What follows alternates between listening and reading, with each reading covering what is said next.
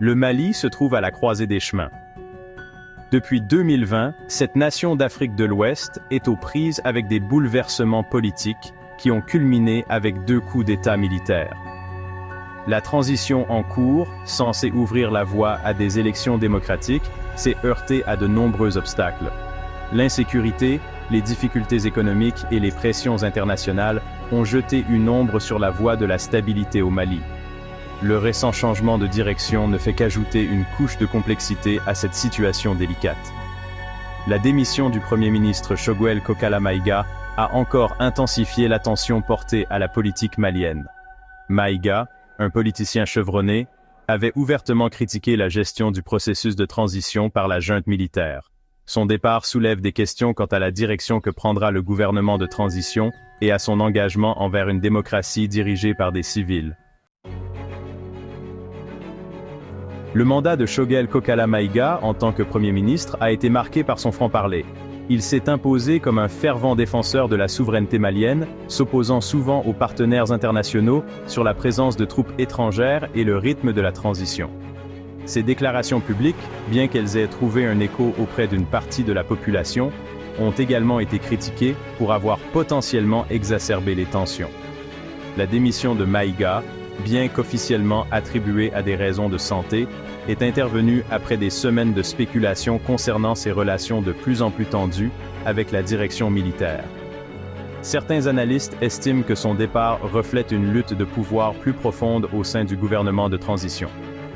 D'autres avancent qu'il pourrait s'agir d'une manœuvre stratégique visant à apaiser les acteurs internationaux et à alléger la pression exercée sur la junte.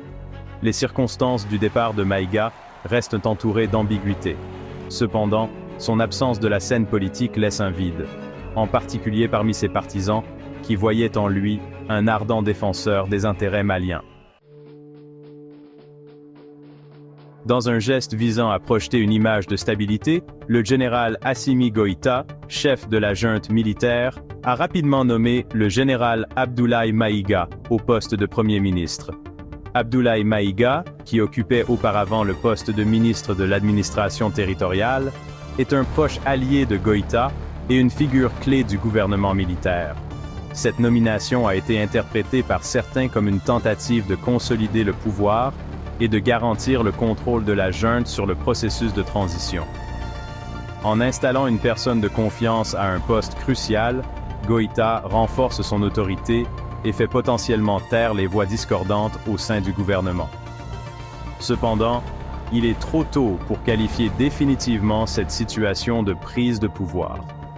Les premières actions et décisions politiques du nouveau Premier ministre seront suivies de près afin de déterminer la véritable nature de cette transition. Le nouveau Premier ministre hérite d'une myriade de défis.